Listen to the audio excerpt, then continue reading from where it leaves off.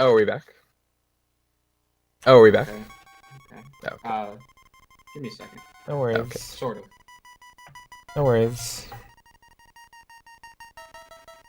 Lots of worries. But I'm glad. No, I'm chilling. No, I'm chilling.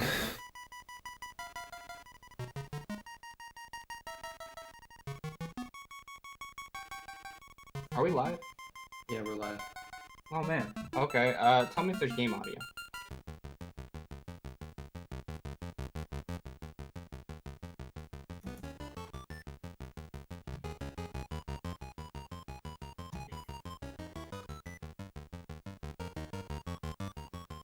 Yeah, I hear game audio. Okay. Does that mean that there? Yeah. Okay. You can go. Go. Okay. I'm just gonna keep going then. We don't have the timer on screen. That's fine. I'll fix that. Don't worry about it. Keep So, unfortunately, I didn't get my piece of power drop right where I wanted it, but I got it in the second best place, which is this Stalfos here.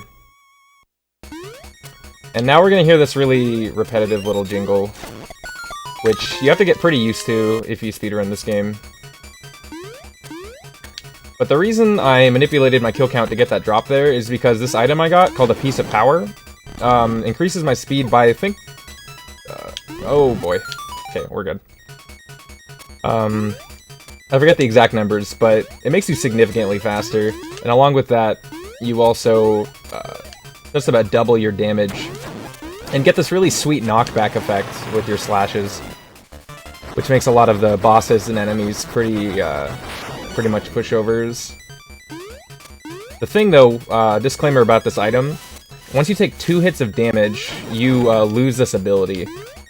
So you have to be pretty mindful of your hit count after you get the item. Which for the most part isn't a big deal. There's a couple sections where it can be pretty nerve-wracking.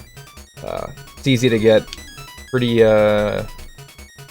trolled, like this room. Nice, dude.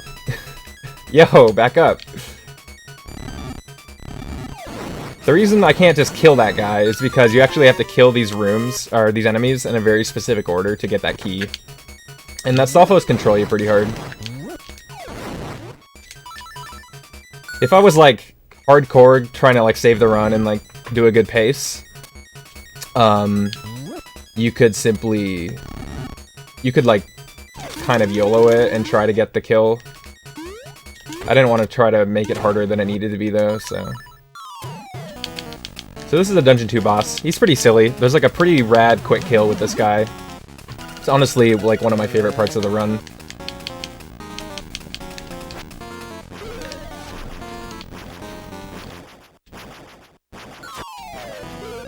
And it's kind of hard to explain. I'm gonna wall clip, grab him, throw him while in the wall. That insta breaks his little pot there. And 2 bomb hits. Kills him right by the door.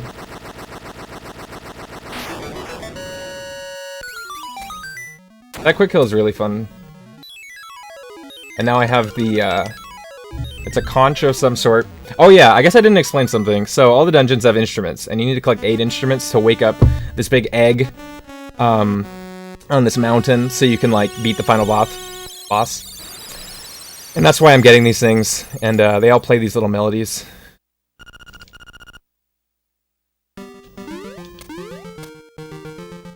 So... now we're off to Dungeon 3.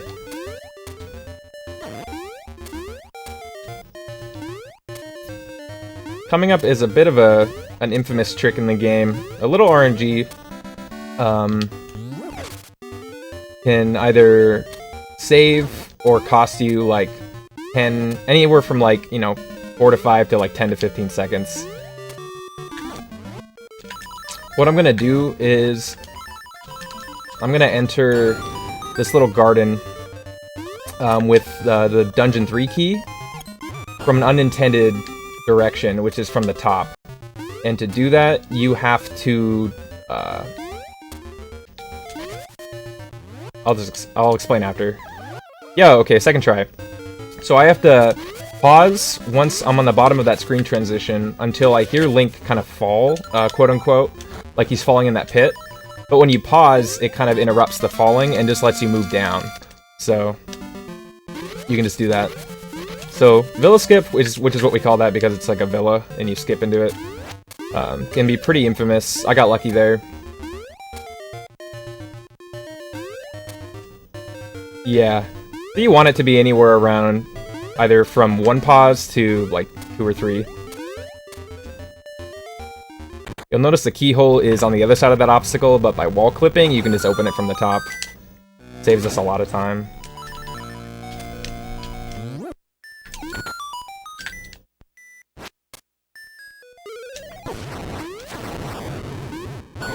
Nice. The bombs there are pretty haphazard, it's hard to really predict.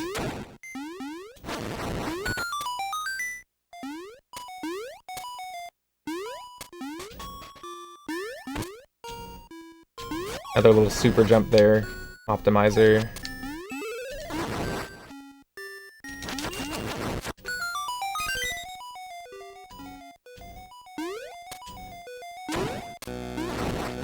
Another little fun thing you're going to see me do a lot is when I enter rooms, you'll see that I tend to just kind of jump right at the beginning. And the reason I do that is because a lot of rooms will have doors that automatically close once you get... Oh, that might be too early. No, okay, we're good. Also, fun fact, you only need to kill one of those Dodongos. Something about the fact that when a portal spawns in that room, it just assumes that you've killed both when you leave the room, but you didn't. But what was I saying? Yeah, when doors close, it lags Link for about like 8 frames. So when you jump, it mitigates that lag and just keeps your velocity.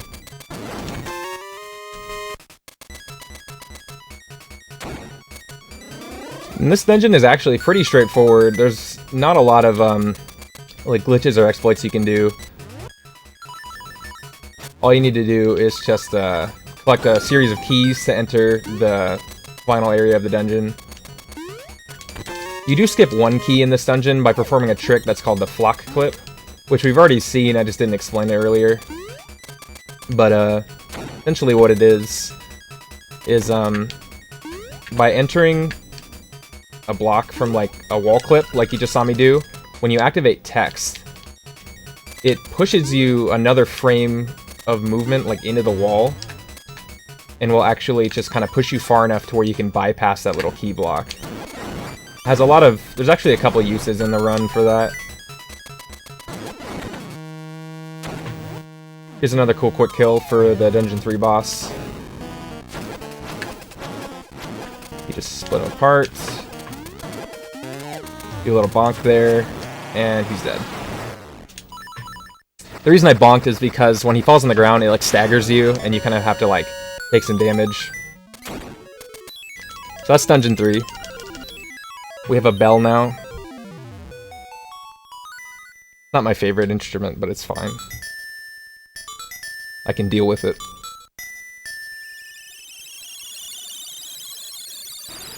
Okay, so before we can enter Dungeon 4, we have to do a little bypass through this desert region. Not before talking to the owl.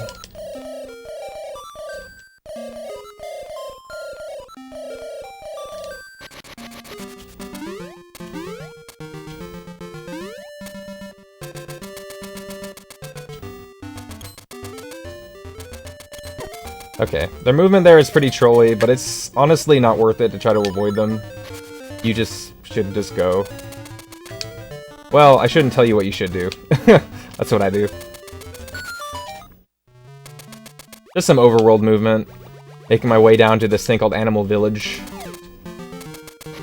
And the cucumber didn't troll me, which is good. This is Animal Village. We're only going to be here for about a second. Because we're just going to go... How do I explain this? There's a walrus, as you can see. And ideally, or intended, you need to do this large side quest to get a song. And with an ocarina. And you play this song on an ocarina and it wakes him up. But you can actually glitch the game into thinking you triggered the song by laying a bomb on a screen transition And it's really hard to go into the technicalities of why this happens, but we call this a bomb trigger, where you lay a bomb on a transition. And, long story short, what it does is it tricks the game into, making certain in-game events happen. One of them is that cutscene. And that trick that I just did, we call it walrus skip. It's pretty infamous. It used to be a lot more infamous in a very common place where people would soft lock because they didn't really have a consistent setup for it. But these days, there's pretty much a 100% consistent way to do it. Which is like you saw me doing it from the top of that screen transition.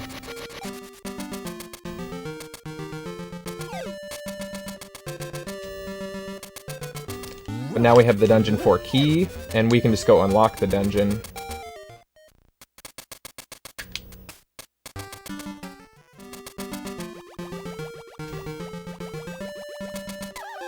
And we're going to see that bomb trigger happen a couple times, especially in Dungeon 7, but I'll kind of save that for when that happens, because that one's pretty interesting.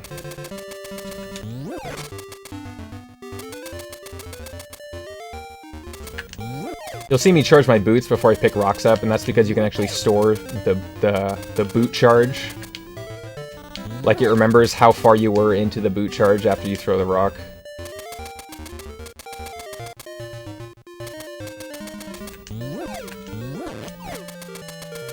Kind of just a little optimizer. Something I'm hoping for here is to get Bow Wow to eat as little enemies as possible. Well, not as little, but a very controlled quantity of enemies. Because I'm hoping to get a strategic piece of power drop in the 5th dungeon. Which is the biggest piece of power drop in the game in the sense of time gain, because it saves you or will lose you about 30 seconds. That's the difference. And if he eats too much stuff in this area, he does increment the kill counter, so he can cause you to get an early piece of power. Which is, trying to be really, really careful not to kill enemies. If he had just eaten that enemy, I would have felt really dumb, because of all the time I spent trying to avoid him. Which he'll do sometimes, and it is what it is.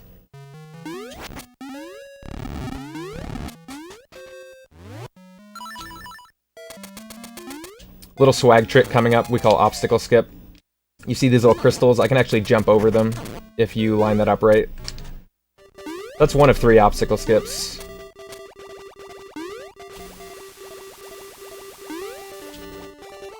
Okay, and this is Dungeon 4.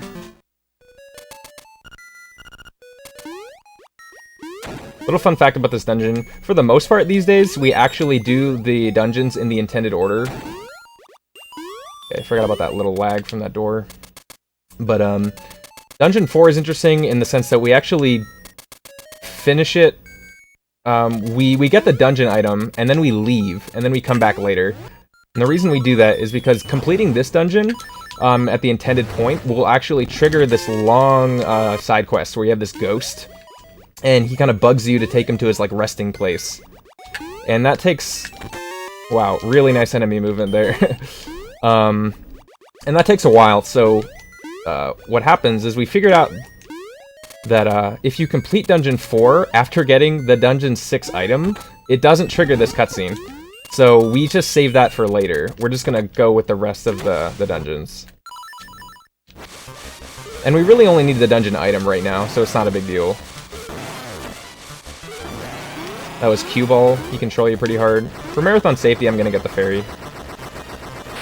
Even though I have a lot of health.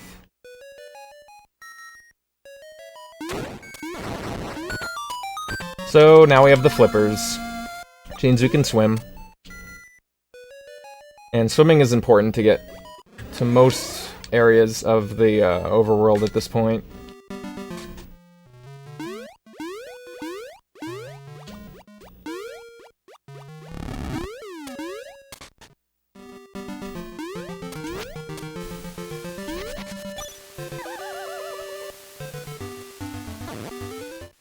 Okay, my kill count should be okay. It might actually even be late, but that's better than early.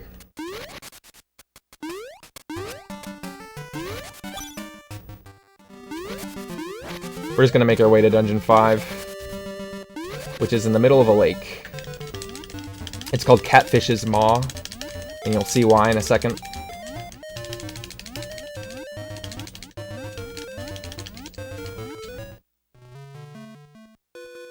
Little fun fact about swimming, when you spam the jump button, you go faster vertically. I don't know about horizontally, but I know for sure vertically.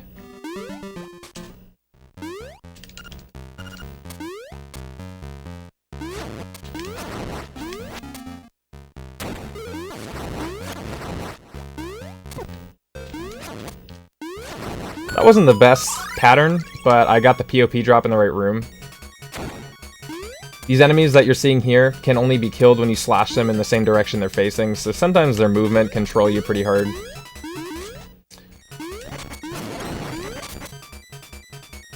Nice.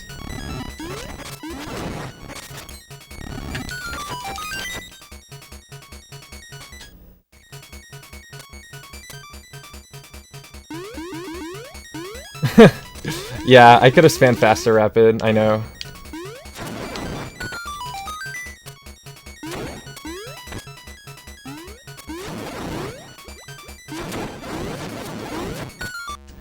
So, Dungeon 5 is pretty cool. It's very, like, kind of maze-like. And the reason it is because... Okay, I've done that before, too. I had to use an extra bomb there because I actually bomb-arrowed him when he still had invincibility frames. I made that mistake in practice for, like, the first time the other day, and it completely, like, caught me off guard. But, I think it's the way I set that up, so I'm gonna have to change that. Anyways, what was I saying? Yeah, you're gonna see me fight this weird skeleton guy, like, 4 times. And the reason I do that is because he's sort of chasing you around the dungeon, taunting you that you'll never beat the final boss without the dungeon item. And he happens to possess the dungeon item, so we just have to make the rounds and finally defeat him. Which isn't too hard. The strat for him is pretty much the same every time, with the exception of, like, how many times you have to hit him. You just set up a bomb and then bomb arrow him. And this is the dungeon I was referring to you, where it's pretty hazardous. You want to be really careful about not taking excessive damage.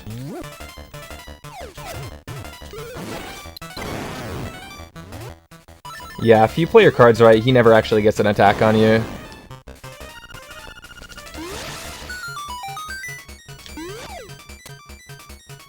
Hopefully I can get a swag damage boost. Let's see. Hey, we got it. That's the one intentional damage I take in the dungeon. Here's a swag trick, which I got first try. Hell yeah. Okay. So that trick, you need the dungeon item to get to that key, like, in the intended way.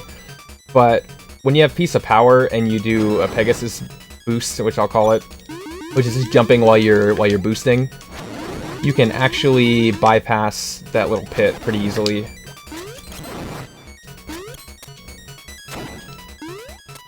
Alright.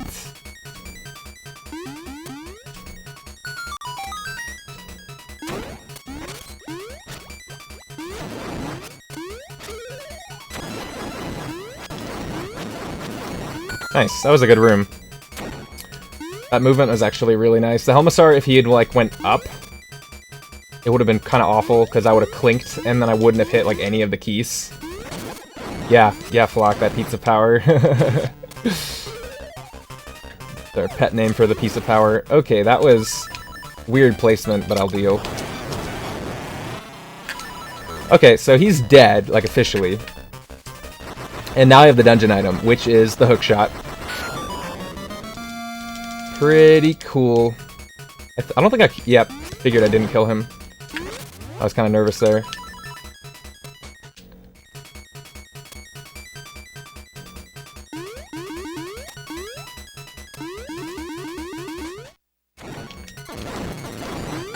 I see there's an influx of LADX runners in the chat right now, which I'm really happy about.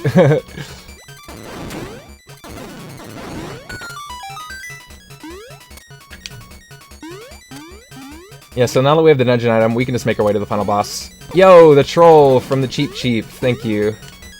That happens maybe once out of every 10 billion times. Well, no, probably once out of every, like, 20 times. We're okay. That's actually probably better because I have to take intentional damage anyways. You'll notice I lost my piece of power for the final fight, and the reason I did that... Oh no! Okay. And the reason I did that was because the knockback from the piece of power actually makes this fight really, really hard.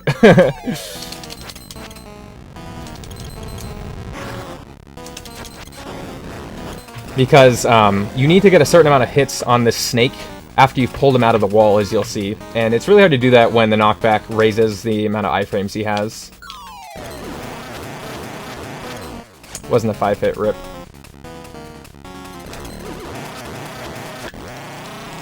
That's kind of how you want it to see. That wasn't 100% optimal, but a 2-cycle is good.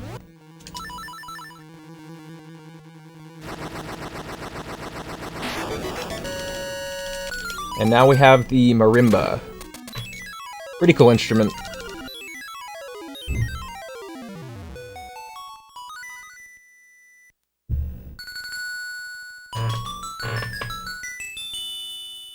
Okay, so here's the thing. The second half of the route actually very recently got rerouted in terms of dungeon order. We used to do Dungeon 8 before Dungeon 7, but we swapped it, and now we pretty much do the intended order. We do 1, 2, 3, 4.1, 5, 6, 4.2, 7, and 8. Bootstrats are riot. I hope I can get bootstrats, we'll see. Knowing that this is a marathon. So, bootstrats is referring to a really cool quick kill strat to get the Dungeon 6 key. I'm gonna enter this thing called an Armos Maze, and it's just basically a big forest of these Armoses that have a very peculiar property where when you touch them, they become alive. Actually, I think that's just kind of how they work in every Zelda. But in this case, they deal 2 hearts of damage, which can be pretty ridiculous, and you're trying to mitigate how much damage you take here, because A, you don't really get a refill in Dungeon 6 until way later, and you have to take some intentional damage. And we only have 7 hearts, so, you know. This is the room with the infamous bootstrats. You'll see why I call it that in a sec. Do a little setup here.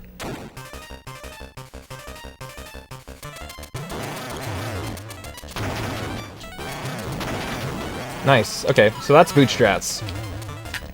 Just making sure that that Master Armos just never gets a hit on you if you keep him stun locked and, you know, stunned from your damage. Quick disclaimer, Sword on B is banned. If you Sword on B, your run will not be verified. To answer a question in chat. And that's the one intentional damage you take.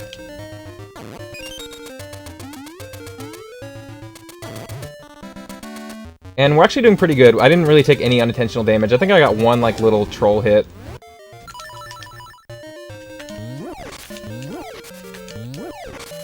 But now we can just go straight to... Oh! Get out of here. I thought he was gonna go down, and that would have been really bad. But we're okay.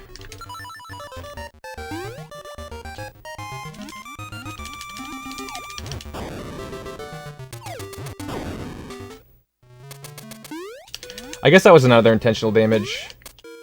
That one's a little more optional. Oh. Okay, I'm gonna do this a slow way because I'm actually really nervous about that. Don't do what I do. That jump sucks. This is the first instance of something called a cutscene eat. You saw that dungeon was closed, and now it's open. The reason is because there's actually a cutscene that triggers when you open that keyhole, but for some reason, when you set it up just right, Bow Wow will eat the cutscene, as you saw there. He treats it... Holy guacamole, that was scary. That movement. But yeah, so Bow Wow actually ate the cutscene. We're gonna see that a couple times. And that was a... Nice, dude. Yo, okay.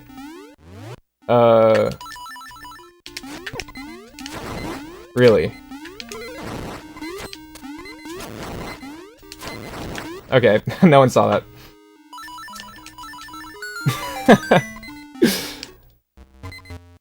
That was super weird. Actually, I should have probably gotten some health. Anyways.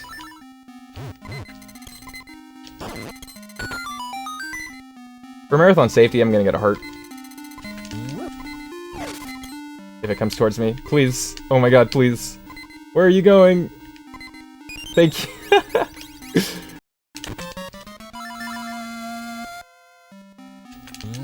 Anyways.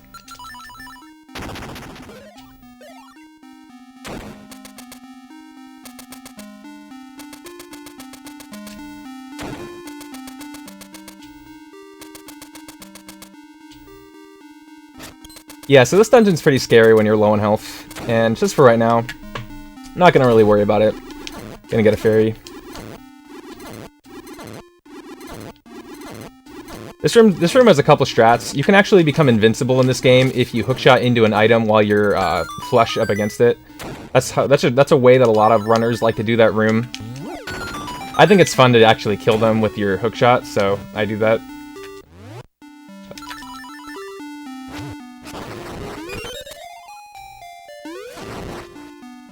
Okay, dodge that acorn, which is good.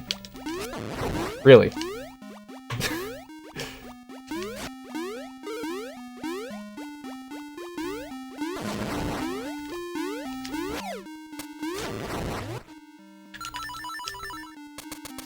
Really hard puzzle to get into this chest.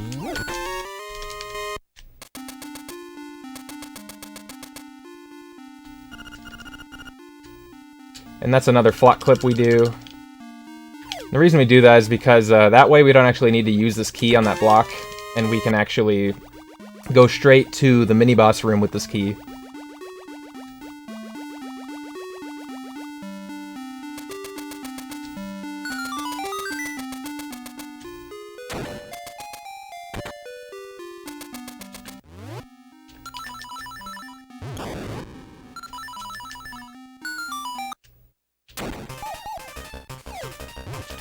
Nice. Dog, please.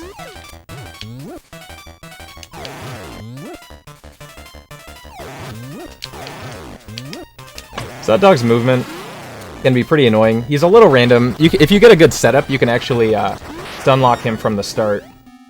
But in that case, he was a little funny. I'm gonna get a bunch of extra bombs here.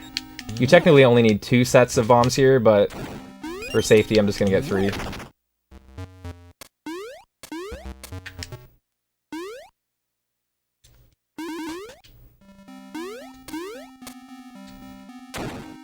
We're pretty much done with this dungeon. We have the boss key, we have the dungeon item, which is the L2 brace.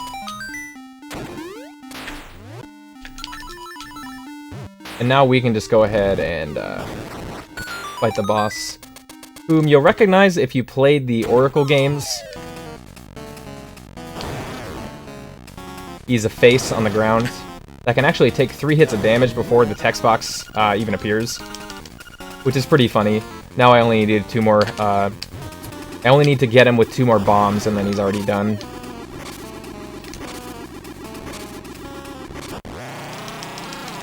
So that goes pretty quick. Not much to see.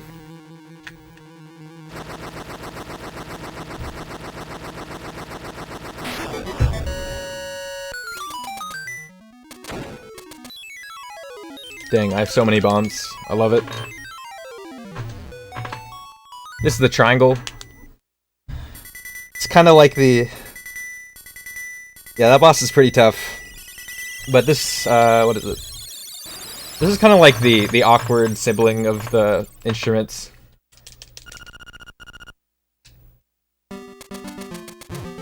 Hey, we didn't get a frame perfect bomb trigger. You can set up that bomb trigger to be 100% consistent if you have the feather.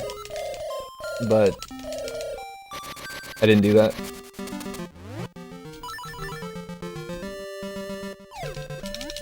And this is where the I was explaining earlier that there was a new route, kind of reroute in terms of dungeon order, and this is kind of where that begins. We used to do it Dungeon 8 first, and we did nice. But in this case, we kind of looked at the dungeon order and reviewed some of the overall movement, and actually came up with an order that is about 35 seconds faster than the old route. And this is where that kind of begins. Because we used to do Dungeon 4, like, the last. We used to do that right before fighting the final boss, but now we do it right after Dungeon 6. Because we learned what causes the ghost to not appear, which is the L2 brace from Dungeon 6.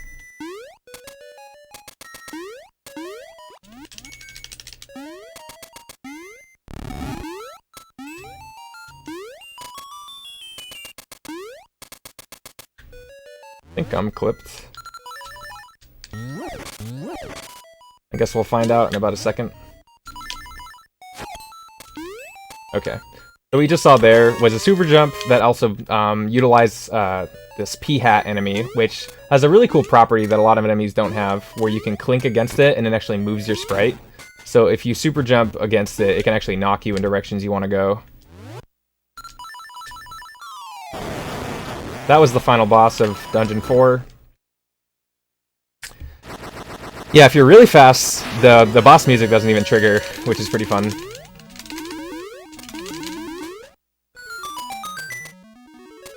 And this is the Surf Harp. So yeah, the ending of Dungeon 4 is pretty fun. It's pretty simple. Not much to that. That was another example of the bombs and arrows in that case, the bomb arrow being completely broken. Does about 4 units of damage. But yeah, so now we're going to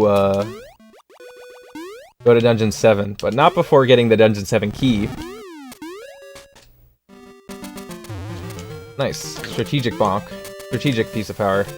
Actually, that would have probably been a good piece of power to get. Well, I don't know, it's debatable. There's not a whole lot of overworld movement in this instance, and getting the actual item might have taken longer than what it would have saved. Anyways, okay. I'm not really worrying about kill count right now. It's less important. There's not really any more like strategic piece of power drops at the end. There's a couple instances where it could help, but it's just the kill counts are so erratic at this point that it's really hard to route it. But yeah, so coming up is a trick called Rooster Skip, and essentially what that is instead of doing this large side quest to get this bird that'll fly us across this pit, we're just gonna exploit a property of the hookshot to do it without the item. And that property is called a hookshot jump. One sec, let's see. Okay, sweet. 2 out of 3. Anyways, when you use the hookshot over a pit, you have like 1 frame of inputs before it actually the little sprite of the hookshot goes back into Link. And if you happen to do a certain input on that frame, you can jump. And in this case, jump over a pit without falling. This trick is pretty infamous in runs. If you fail it, you have to climb back up the mountain, which costs you about 20 seconds. Which is why I'm going to do a buffered method. That's more or less 100% consistent. I'm not going to say consistent because I'm just not going to say that until I've done it. Yeah, so that trick is 100% consistent. That's Rooster Skip. That wasn't the fastest Rooster Skip, but I got the job done. Oh, I see a lot of Cup of Joes in chat. I'm actually sipping on coffee as we speak. To kind of keep my jitters at an optimal level. Anyways, what was I saying? So we have the Dungeon 4 key, Dungeon 7 key, pardon me.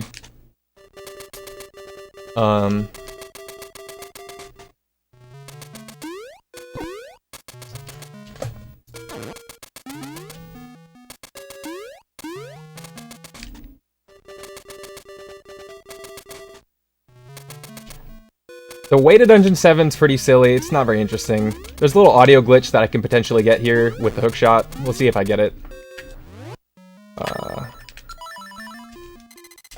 I didn't get it. If you do a certain input while going over that little ledge, you can actually trigger a fall sound. But here's another example of a cutscene eat. I'm gonna actually try to get Bow Wow to trigger the cutscene of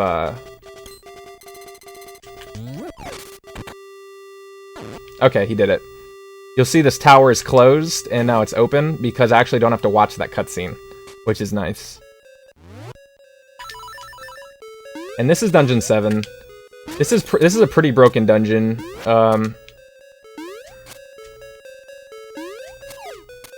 Using bomb triggers, I can actually kind of progress through this dungeon without ever using one of the intended items, which is this like orb that you carry around. And you're supposed to use the orb to break these pillars that you'll see right here. But if you do this, you just knock the pillars down with a bomb trigger. Same with that one. And we're going to do that for every single one. And there wasn't really a consistent route for using bomb triggers until very recently. But now it's pretty much 100% consistent and saves about, I think, 8 or 9 or 10 seconds. Doing this as opposed to just using the orb to throw at the pillars. And it makes it kind of an interesting dungeon. I guess it's subjective which one you think is more entertaining. Using the ball was kind of fun, but it was a little clunky. There's actually a couple instances where you can soft lock. Which is funny that I've soft locked more times with the intended route than using like this game-breaking glitch. Oh. Didn't get trolled by that guy. I'm gonna get a bunch of extra bombs here, and the reason I'm gonna do that is because one little byproduct of doing Dungeon 7 before Dungeon 8 is that we don't have this really game-breaking item from Dungeon 8 to kill the boss in this dungeon, which is this thing called the Magic Rod. So we sort of have to do it using another slightly unconventional method that is consistent, but it's a little trickier. So this is an eagle. It's called an evil eagle, or terrible turkey, whatever you want to call it. Or cruel condor, it's my favorite. I'm gonna drop a series of bombs in a timed order that is going to just kill this boss instantly. Not instantly, but... Shoutouts to Rapid for coming up with the setup.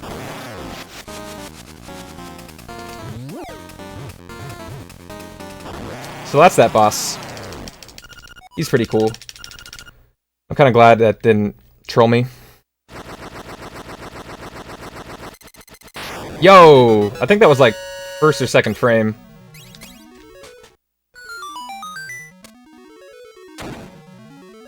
That's Dungeon 7. We got the guitar.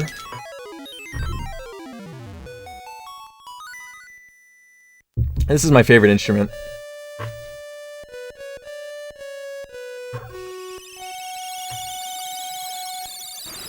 The guitar. Anyways, so we only have one instrument left, and that's in Dungeon 8. Here's a fun little trick. I'm going to open the save and quit menu there, and that lets me not fall in that little pit. Which actually is one of the main reasons why the new route is possible, because otherwise we would have had to climb back up the mountain, which would have cost as much time as the route saved. So, yeah. I think Flock was the one who came up with that. Flockjer.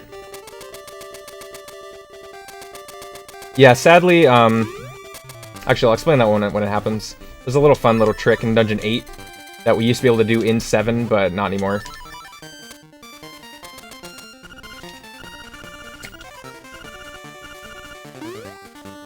Hey. That was Marin. She's like kind of a main character in the story when you do it in the intended way. A funny thing about the reroute is now that we do Dungeon 8 last, it triggers this cutscene where she's like in danger on that little bridge, which we used to not see when we did this second to last. But it's not a big deal because the rest of the cutscene only triggers if you actually touch her sprite. But if you don't, then you can just run past her and you just have to sit through like a 1 5-second text box. So it's still more optimal. I didn't get like the swag way to skip it, where you just kind of like do a Pegasus jump right out of the text box. I'm still working on that. It's a new strat for me.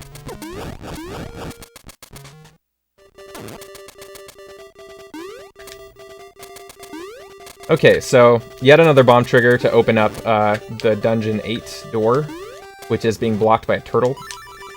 Well, it's Turtle Rock, which I guess is pretty ubiquitous in the Zelda universe. You see him in a lot of games.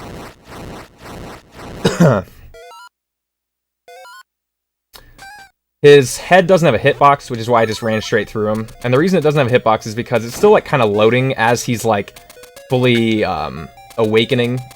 No pun intended. Even though that pun was very intended. Little sideways block push there. Cuts this dungeon in about half.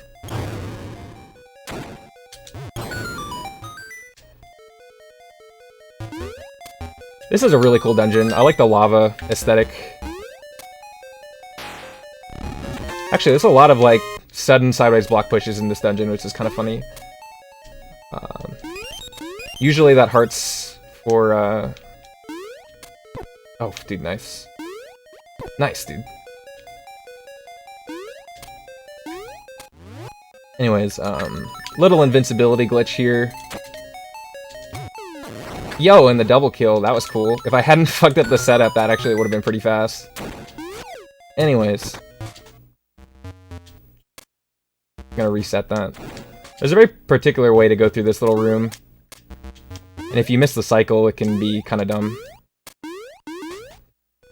This is everybody's favorite mini-boss, Blino.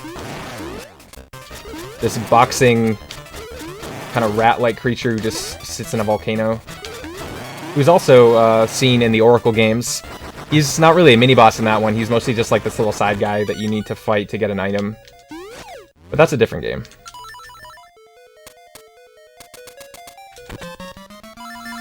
We just got the magic rod, and this is a pretty awesome weapon. It's actually insanely broken in the original Link's Awakening. You can like despawn stuff with it, but in this game, it's just kind of cool. And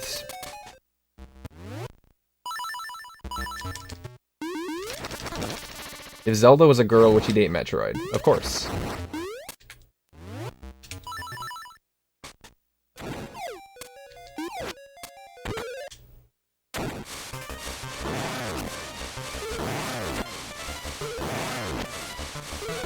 Really glad I didn't get trolled by Cue Ball there. For some reason, which I don't really understand, you can like actually clink your sword against him there and get off the cycle and he'll like run away from you and you have to like chase him. He didn't do that for me either time, which is good. Hardest puzzle in the game. Not kidding.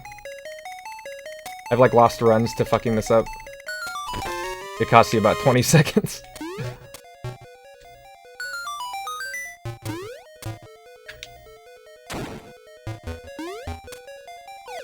Okay, so we have the fire rod, we have the boss key, which we just got, and now we're gonna do a little swag lava jump here, which utilizes a similar property to the Villa skip, kind of push you down onto solid ground, and now we can super jump.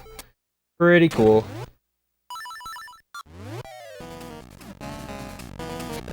I did those extra pauses to skip a text box.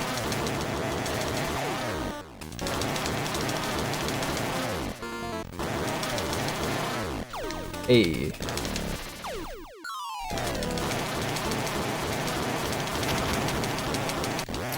That boss fight, his name is Hothead. He's this big creature that sits in the lava. He's pretty trolly. You can actually one-cycle him, or you can do as many as 5 cycles, which I think that was. Anyways, here's the trick. Wang boys! Little visual glitch with the magic rod there. Yeah, that Hothead fight was slightly below average, but I'll take it.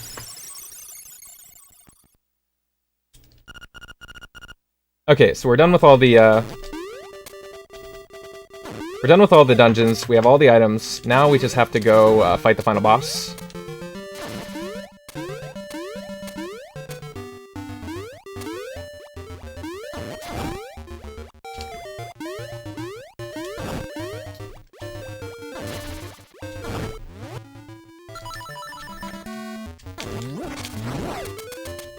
Hey, Milk.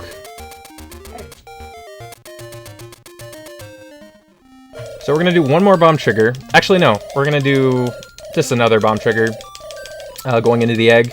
The reason is because we actually need the same song we used on the walrus to get into the egg. But we actually don't have it right now. Work with me here, Link. A little bit of a setup there. So we just have to bomb trigger open the egg. And we have about a minute's worth of downtime right now while we listen to the song. I'm not going to talk over it. I like the song.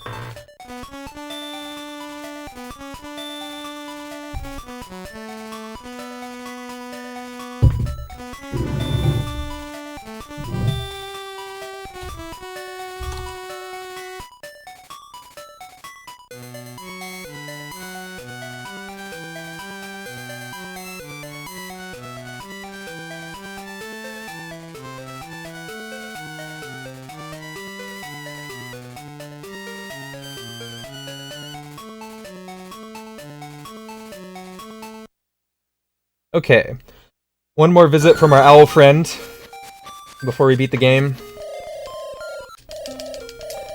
Telling us stuff we already know. Okay, so we're in the Windfish's egg. Gonna be like kind of a series of quick kills right now that I'm gonna do on the final boss that are kind of hard to explain, so you kind of just have to take my word for it. Not before this little bomb glitch. Hey, go the right way. Okay, I'm gonna mash the bomb button right now. The reason I did that was because I just skipped a bunch of text and kind of glitched out the first couple phases of this boss. Let's see if I can get a quick kill here. Hey, we got blob quick kill. Okay, so I didn't need to use the powder on that guy, which is cool. Now this phase is really, really RNG based and is like kind of terrible. It's like a 50-50 chance the second two orbs he'll shoot are not real orbs and they just hurt you, and you need to hit him 4 times. So, and we call them blue balls. I think it's kind of a carryover from Link to the Past. So ideally we want blue balls. On average we get 2. Each one wastes about 8 seconds. That's 1 blue ball.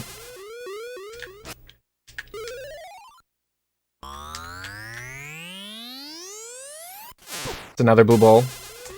So far so good. And we're not even on the 4th hit yet. Okay, that was good.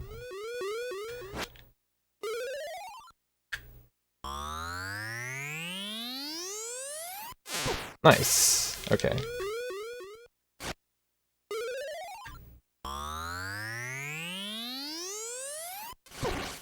Yo, marathon luck. That's what this is. How's everybody's day going? JK, don't have time to talk.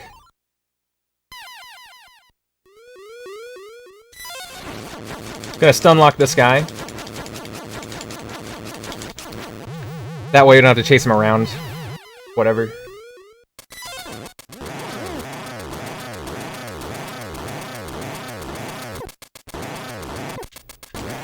Okay, that's the Ganon phase.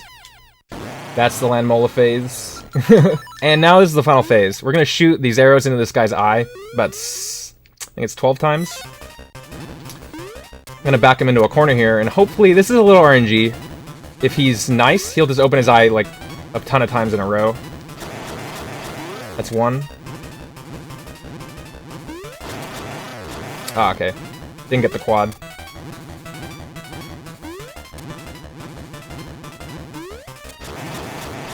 Okay.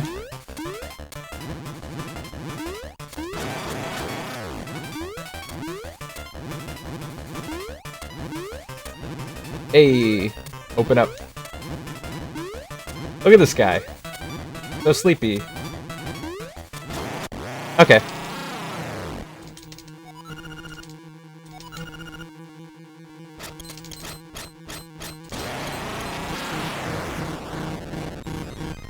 And the time is going to be as soon as it fades out to white. And time. And that's Legend of Zelda Link's Awakening DX. No save quit, wrong warp, out of bounds. I'm sickynar. Thank you for watching. Thank you for supporting this cool marathon. Yeah, what he said. Yeah. According to the timer, you got a 101.08. I couldn't tell you if that's right, but I Cool. hope it is. I guess I couldn't say. but I will take it. Okay. Thanks, bud. Cool. So yeah, I can just go ahead and cut it. We don't have to watch the ending. Yeah, you're good.